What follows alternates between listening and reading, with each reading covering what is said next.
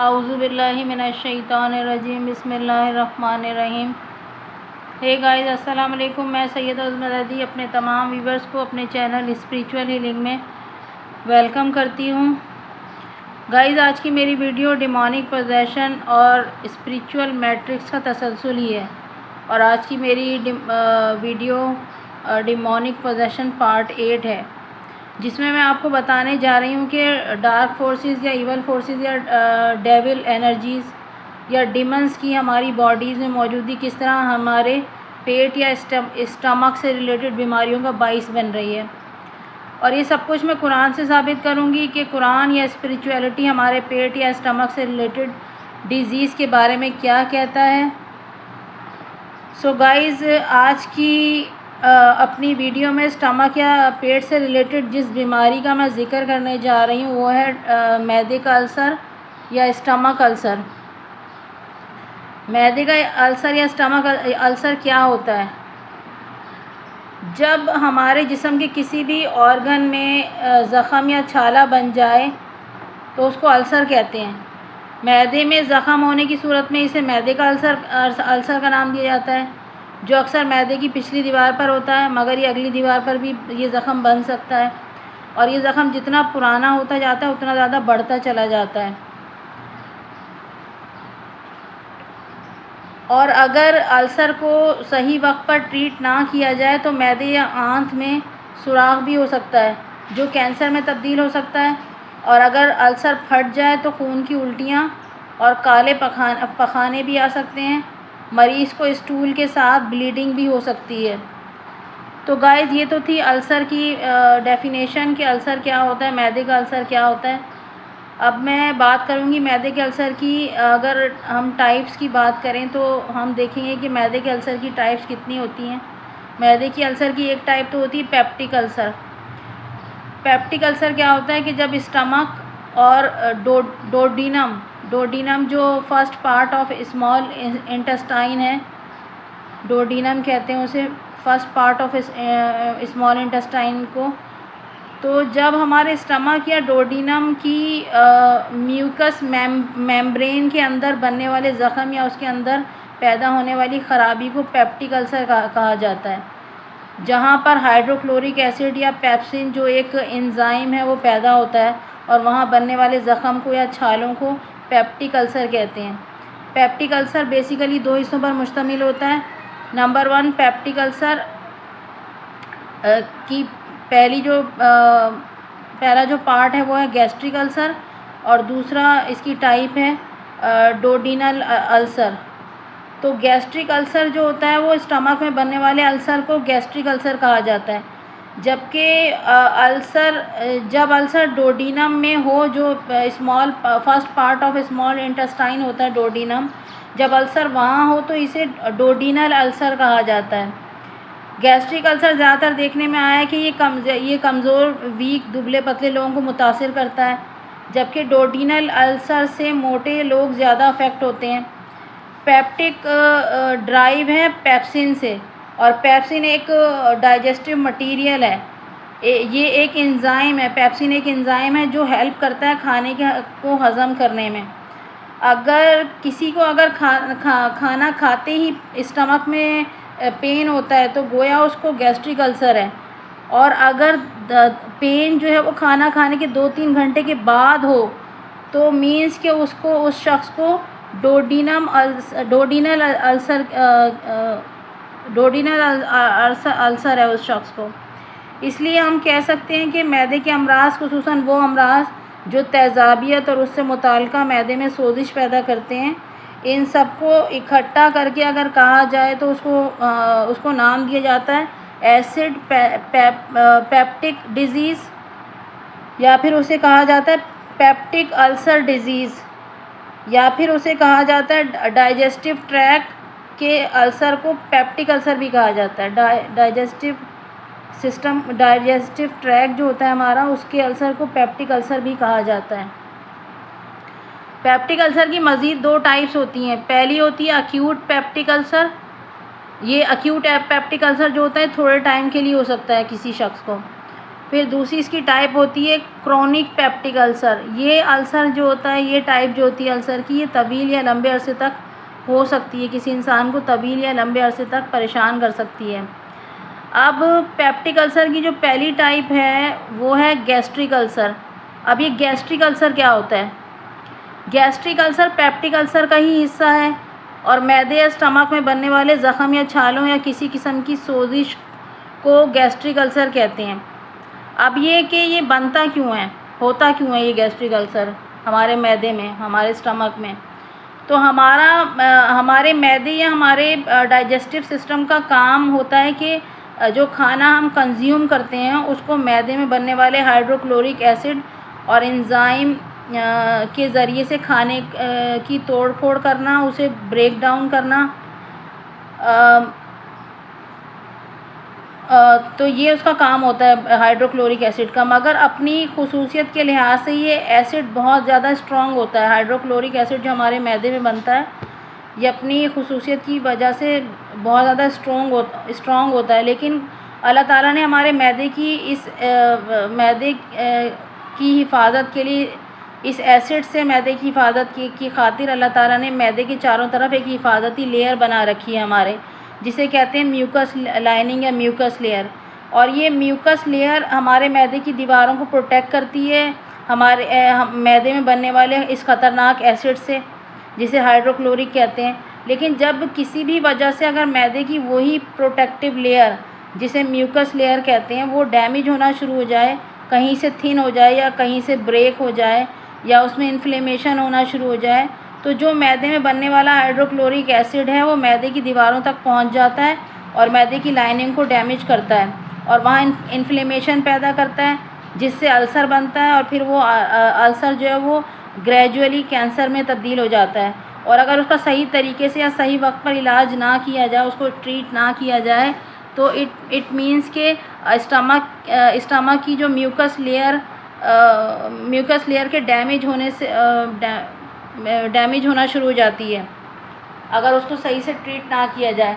और जब हम ज़्यादा नमक मिर्च मसाले वाले खाने खाते हैं तो वो जाकर उस ज़ख़म के ऊपर लगते हैं और वहाँ जलन पैदा करते हैं, सोजिश पैदा करते हैं, इरिटेशन पैदा करते हैं, यानी इन्फ्लेमेशन पैदा करते हैं। तो जिससे हमें सीने की जलन होती है, जिसे हार्ट बर्न कहते हैं, और इसी कंडीशन को गैस्ट्रिक अल्सर कहा जाता है। गाइस, डॉक्टर हजरात का कहना है कि हमारे मैदे में रोज़ाना 500 से 1 लीटर तक तेज़ाब, जिसे हाइड्रोक्लोरिक एसिड कहते हैं, ये बनना चाहिए। ये हेल्दी स्टमक के लिए ये बेहद ज़रूरी है। ये हाजमे के लिए भी बेहद ज़रूरी है। हमारी खुराक में मौजूद protein, minerals, iron, calcium, fats इसके बगैर हज़म नहीं हो सकते। इसके अलावा ये बेहद ज़रूरी है मैदे और आंतों में मौजूद जरासीम और वायरस को, फंगस को मारने के लिए। डॉक्टर ज़्यादा कहना है कि अगर हमारा मैदा डेली इतना एसिड बना रहा है तो फिर मैदे से रिलेटेड कोई बीमारी भी जन्म नहीं लेगी। तो जितना ज़्यादा हमारा मैदा एसिडिक होगा उतना ज़्यादा एब्जॉर्प्शन होगी और उतना ये एच पाइलोरी बैक्टीरिया वायरस जो है वो हमारे स्टमक में ज़िंदा नहीं रहेंगे बल्कि मर जाएंगे। तो ये फ़वाइद हैं हमारे स्टमक के ज़्यादा एसिडिक होने के। इसलिए हमारे मैदे का पीएच लेवल एसिडिक होना चाहिए, ना कि अल्कलाइन। हमारे मैदे में अल्सर तभी बनता है जब स्टमक की जो म्यूकस लेयर होती है वो ख़त्म हो जाती है, वो डैमेज हो जाती है, वो डिज़ोल्व हो जाती है। तो फिर मैदे की म्यूकस लेयर में ज़ख़म बनने शुरू हो जाते हैं, सुराख हो जाता है और फिर वो आगे अल्सर जाकर वो कैंसर की फॉर्म इख्तियार कर लेता है। मैदे में अल्सर बनने की जो बड़ी वजूहात हैं, कॉजेज़ हैं जो मैदे की, उन कॉजेज़ में सबसे पहले तो हेलिकोबैक्टर पाइलोरी आ जाता है, एच पाइलोरी इन्फेक्शन आ जाता है। ये सबसे बड़ी वजह है मैदे में अल्सर बनने की, एच पाइलोरी इन्फेक्शन। उसके बाद जो दूसरी रीज़न है मैदे में अल्सर बनने की वो है non steroidal anti inflammatory drugs या मेडिसन, यानी वो दवाएं जो हम ले रहे होते हैं किसी भी वजह से, तो वो वजह बनती है मैदे के अल्सर की। या फिर ऐसी दवाएं जो हम बग़ैर डॉक्टर के मशवरे के ले रहे होते हैं, पेन किलर्स ले रहे होते हैं, एंटीबायोटिक्स ले रहे होते हैं, तो वो वजह बनती हैं अल्सर के मैदे में अल्सर बनने की। इसके अलावा स्ट्रेस, एंग्जाइटी और डिप्रेशन, ज़हनी कशमकश, ज़हनी तनाव, फ़िक्रें, सोचें, परेशानी, ज़हनी इंतशार। तो उस वक्त जब ये ज़हनी इंतशार होता है, हम ओवर थिंकिंग बहुत ज़्यादा कर रहे होते हैं, स्ट्रेस हमें बहुत ज़्यादा होता है, तो उस वक्त हमारे स्टमक में हाइड्रोक्लोरिक एसिड, जिसे HCl कहते हैं, ये बहुत ज़्यादा तादाद में, मिकदार में बनना शुरू हो जाता है, तो जो अल्सर होने की बहुत बड़ी वजह बनता है। तेज़ाबियत में इजाफ़ा होता है इसकी वजह से, और हमारे मैदे में जो सेल होते हैं जिनको पैराइटल सेल कहते हैं, ये सेल मैदे में हाइड्रोक्लोरिक HCl एसिड का इखराज करते हैं। तो जब हम स्ट्रेस ले रहे होते हैं, जब हम डिप्रेशन में होते हैं, जब हमें एंग्जाइटी होती है, तो ये सेल जो है, पैराइटल सेल जो है मैदे के, वो HCl यानी हाइड्रोक्लोरिक एसिड का ज़्यादा इखराज करने शुरू कर देते हैं, तो जिससे परेशानी, स्ट्रेस, खौफ, डर, बेचैनी, इज़्तिराब पैदा होता है, जिससे मैदे में तेज़ाबियत बढ़ती है और अल्सर हो जाता है। इसके अलावा रिफ़ाइंड कार्ब्स यानी कार्बोहाइड्रेटेड फूड, इन अशिया के इस्तेमाल से भी हमारे अंदर vitamin B1, vitamin B2, vitamin B6 और विटामिन B12 की हमारे जिस्म में कमी हो जाती है।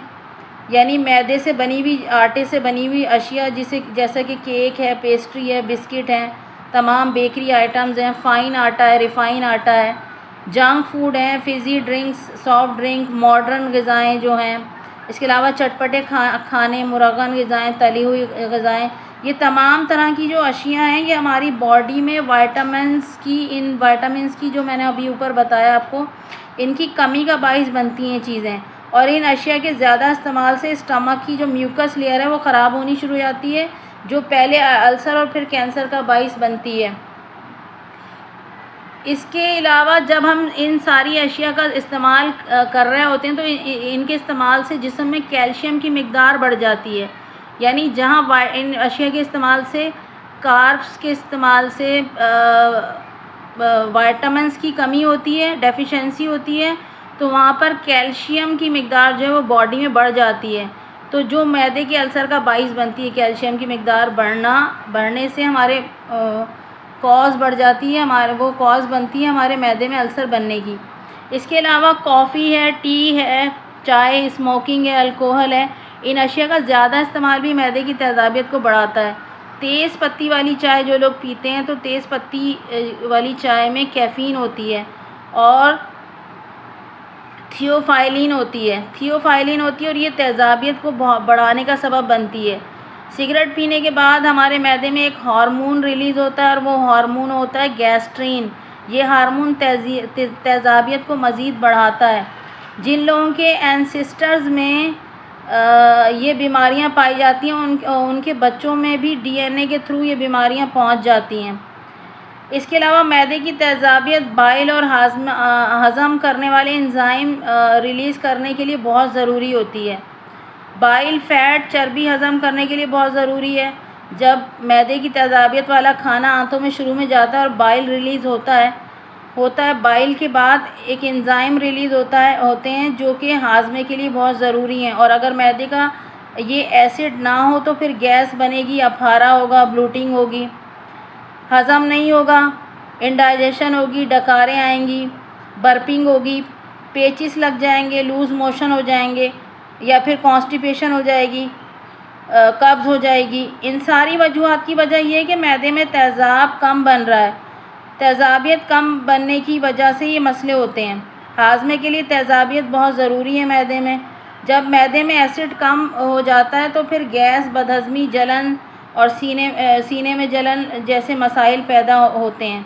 फिर H. पाइलोरी इन्फेक्शन भी हो जाता है, और pylori bacteria, H. Pylori bacteria जो है, ये अगर मैदे में एक बार घुस जाता है तो डॉक्टर हज़ार का कहना है कि सालों तक नहीं निकलता, सालों तक मैदे में रहता है और वहाँ पर ज़ख़म बनाता रहता है। म्यूकस लेयर के अंदर छुप कर बैठ जाता है और म्यूकस लेयर के पीछे मैदे की दीवारों में ये ज़ख़म बनाता है, और ज़ख़म से जो है वो अल्सर बनता है, और अल्सर से फिर आगे कैंसर बनता है।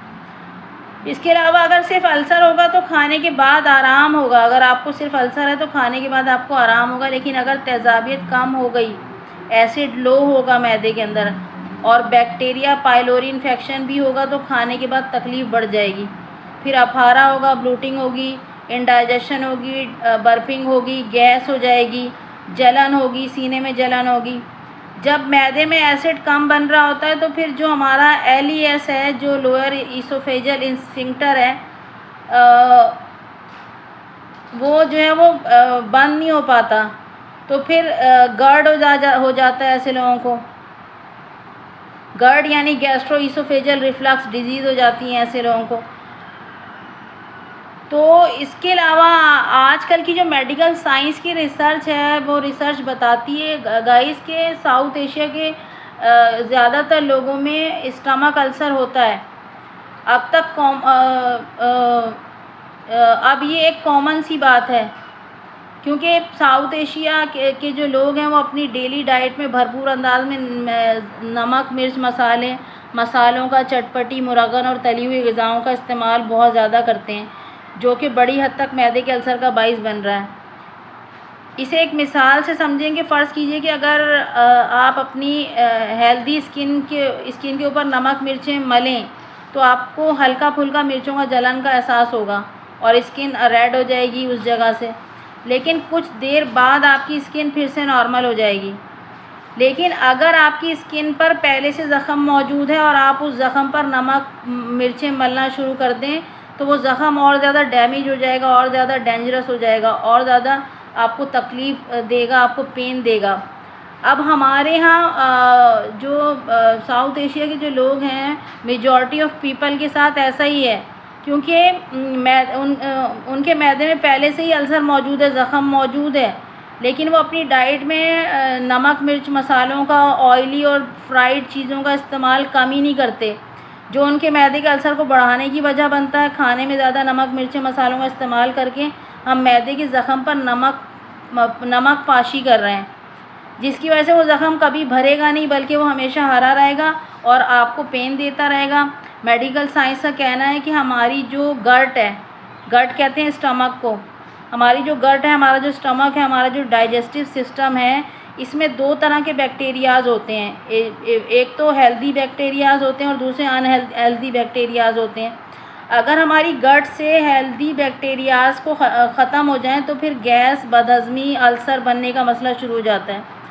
तो डॉक्टर का कहना है कि हमने अपनी डाइट को इस कदर बिगाड़ लिया है कि हमारे मैदे में मौजूद गुड बैक्टीरिया, जिनको फ्रेंडली बैक्टीरिया भी कहते हैं, या जिन्हें हम बेनिफिशियल बैक्टीरिया भी कहते हैं, या जिन्हें हम हेल्दी बैक्टीरिया भी कहते हैं, तो अनहेल्दी डाइट लेने की वजह से उनकी मौत वाक़ई हो जाती है। तो अपनी गट को हेल्दी रखने के लिए अपनी डाइट में प्रोबायोटिक्स का इस्तेमाल किया जाए। Probiotics basically life micro organism होते हैं, जो प्रोबायोटिक्स का इस्तेमाल करके हम बेनिफिशियल माइक्रो ऑर्गेनिज़म की मिक़दार को बढ़ा सकते हैं, जो हमारी गट की हेल्थ को बेहतर रखेंगे।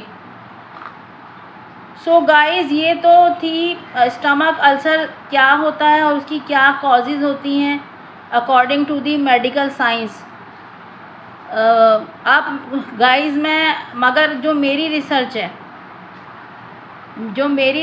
मेरी रिसर्च के मुताबिक इस बीमारी के, यानी जो बीमारी है स्टमक अल्सर, मैदे का अल्सर, इस बीमारी के होने की सिर्फ़ और सिर्फ एक ही मेन रीज़न है, और वो ये है कि हमारे स्टमक में, हमारी बॉडीज़ में शयातीन की, डार्क फोर्सेस की प्रेजेंस, हमारे सराउंडिंग में मौजूद नेगेटिव आइडेंटिटीज़, डार्क एंटिटीज़ हर वक्त हमारे जिस्म में इंटर और एग्ज़िट कर रही हैं।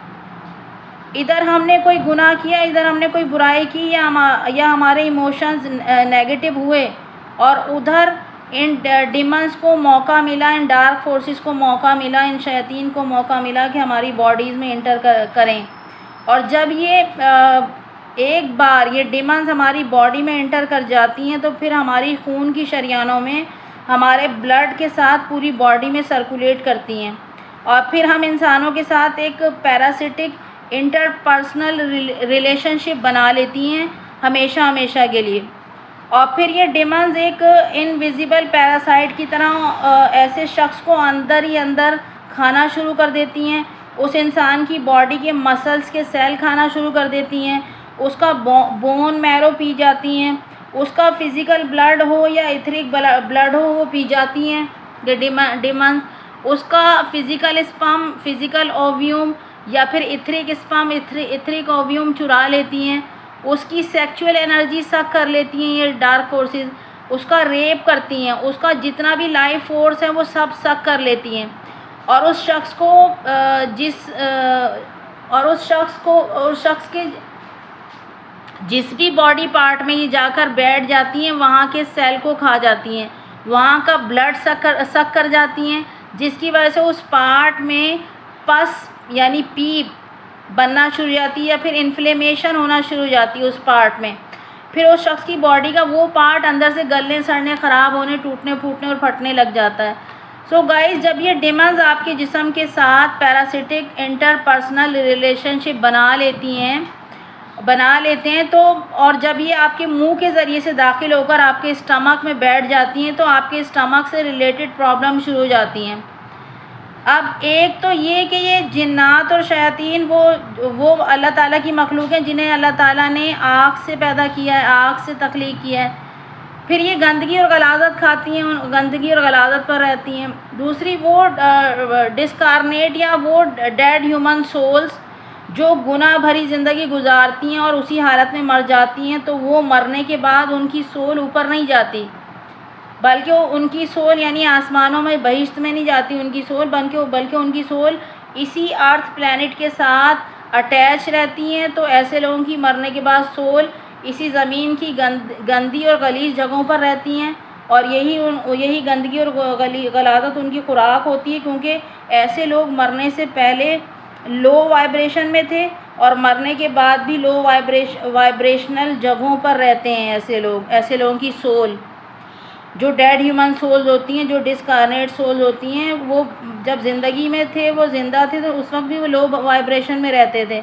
अल्लाह ताला के साथ उनका कनेक्शन नहीं था और मरने के बाद भी वो लोग जब उनकी सोल ऊपर बहिश्त में नहीं जा पाती, इसी अर्थ के साथ अटैच रहती हैं, उनकी रूहें यहीं भटकती रहती हैं, तो फिर वो ऐसी ही लो वाइब्रेशनल जगहों पर रहती हैं। और ये उन लोगों की जो सोल है वो सीवरेज के गटरों की गंदगी पर रहती हैं। और तो सीवरेज के गटरों का जो कीच होता है, गंदगी जो होती है, वो लेकर आपकी बॉडी में एंटर करती हैं। अगर आप ख्वाब में ख़ुद को सीवरेज के गंदे नाले या गंदे गटर में ख़ुद को गिरा हुआ देखते हैं, तो या फिर अगर आप ख्वाब में मुसलसल कूड़ा करकट के गार्बेज के ढेर देखते हैं, या फिर आप ख्वाब में ख़ुद को मुसलसल वाशरूम के अंदर बैठा हुआ देखते हैं, या अगर आपको वाशरूम नज़र आते हैं मुसलसल, तो ये इस बात की या फिर अगर आपको ह्यूमन पूप्स नज़र दिखाई देते हैं, ह्यूमन स्टूल्स दिखाई देते हैं या एनिमल डंग्स दिखाई देता है ख्वाब में, तो ये चीज़ें इस बात को इंडिकेट करती हैं कि आप डिमोनिक पोजेशन का शिकार हैं, आप स्पिरिचुअल मैट्रिक्स में फंसे हुए हैं। डिमंस, डार्क फोर्सेस आपकी बॉडी में मौजूद हैं और उन्होंने आपकी सोल और आपकी बॉडी के साथ एक पैरासिटिक इंटरपर्सनल रिलेशनशिप बना लिया है।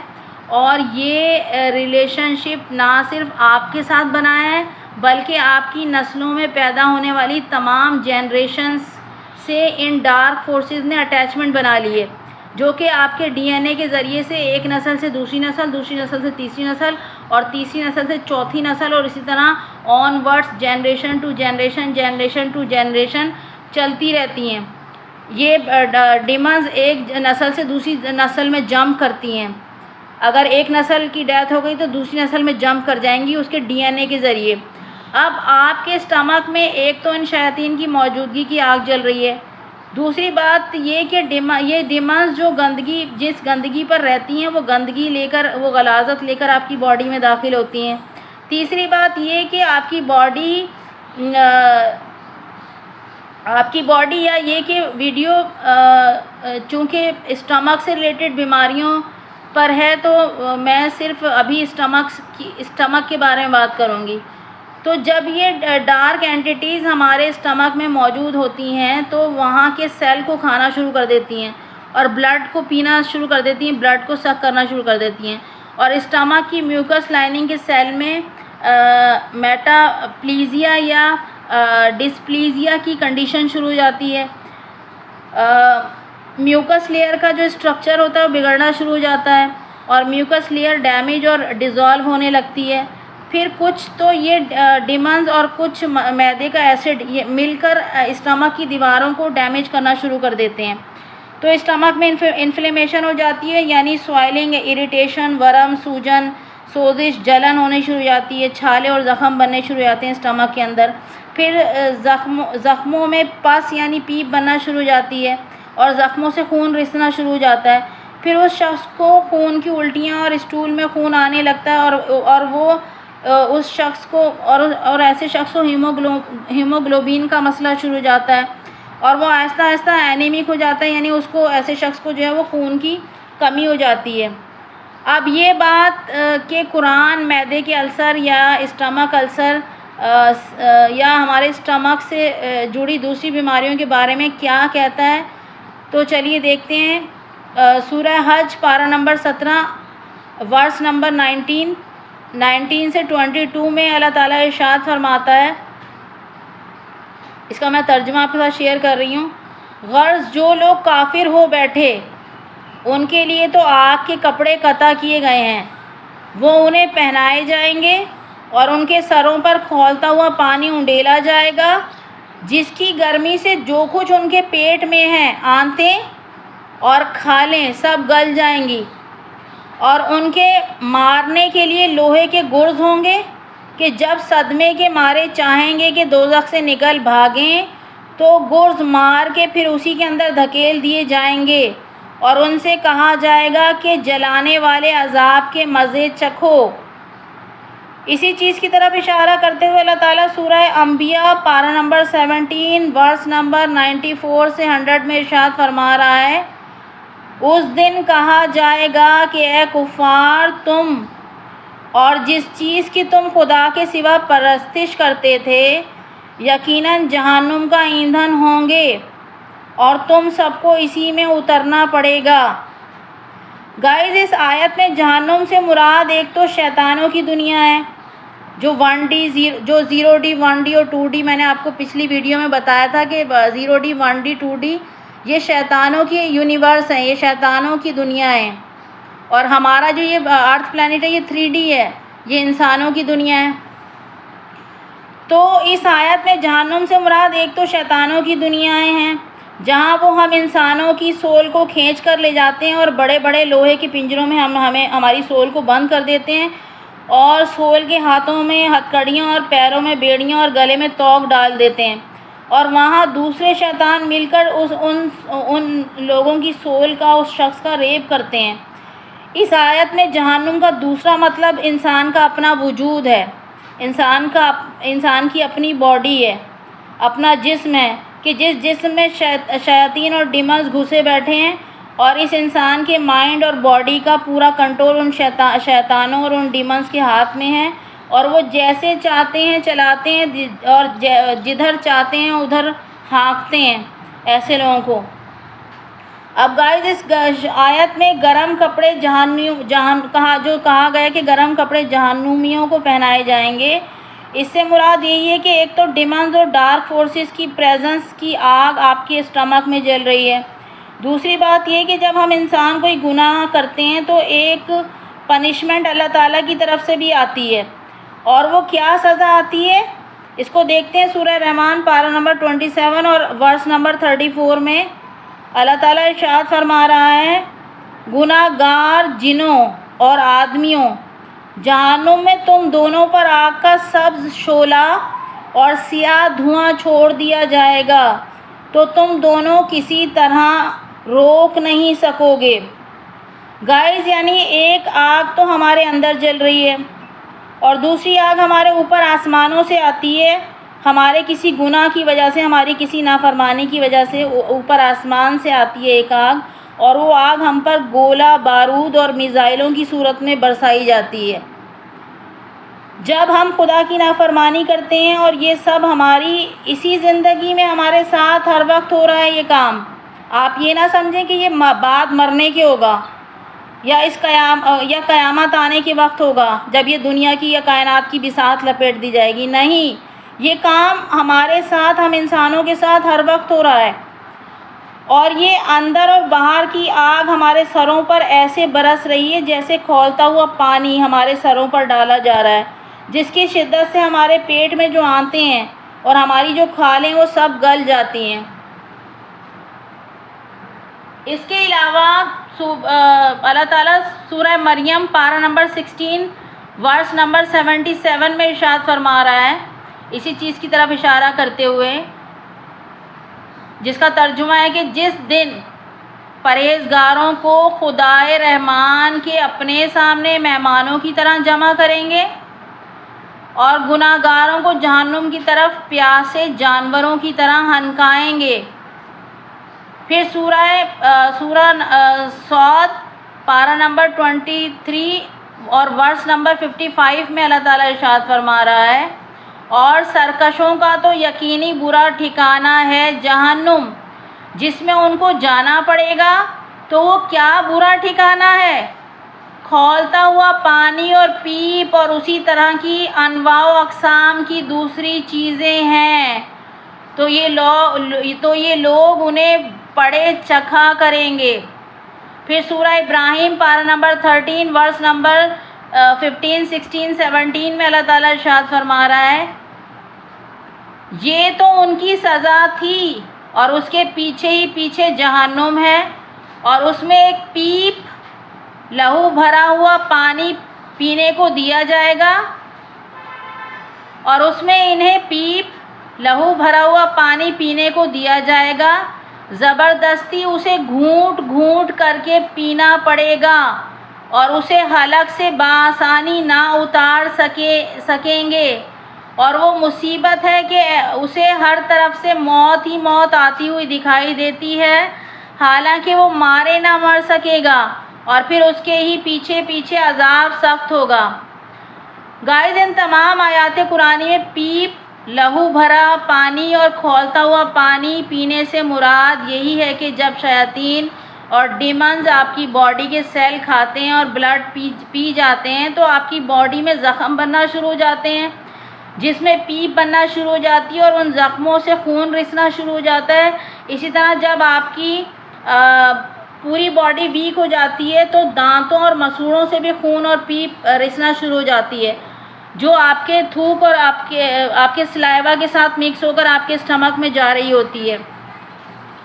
अब इस आयत में ये जो कहा जा रहा है कि उसे हर तरफ से मौत ही मौत आती हुई दिखाई देती है, हालांकि वो मारे ना मर सकेगा, इससे मुराद ये कि जब आपकी बॉडी में मौजूद शयातीन और डिमंस आपको अंदर से खा के आपको इतना वीक कमज़ोर लागर कर देते हैं कि आपको ऐसा लगने लगता है कि अब मरे कि तब मरे।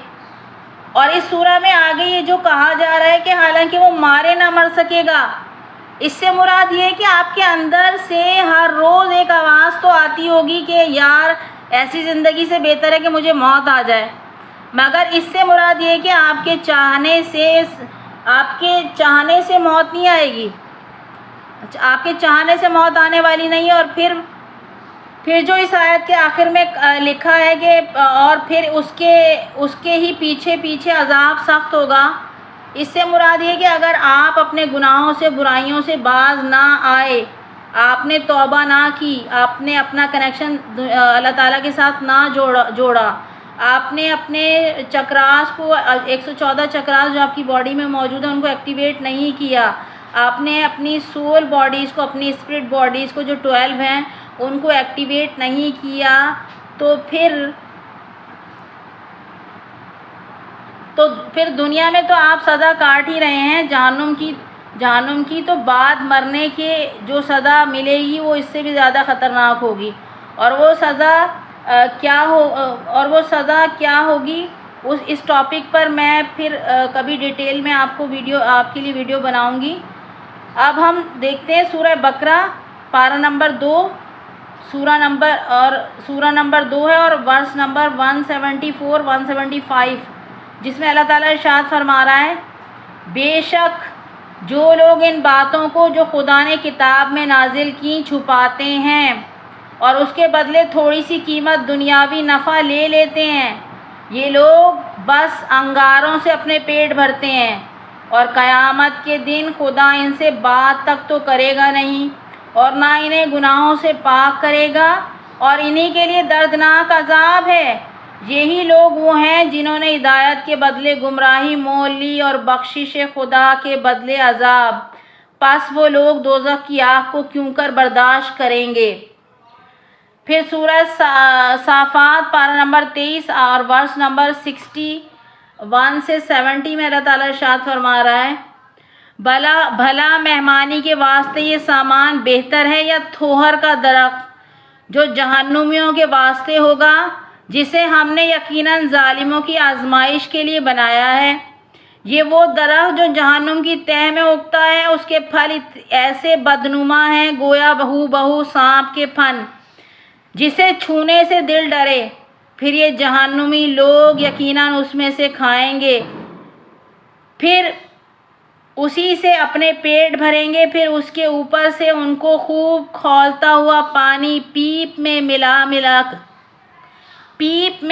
मिलाकर पीने को दिया जाएगा। फिर खा पी कर उनको जहन्नुम ही की तरफ यकीनन लौट जाना होगा। सो गाइस, फिल वक्त के लिए इतना ही। मिलते हैं मेरी अगली वीडियो में। उस वक्त तक के लिए खुदा निगहबान।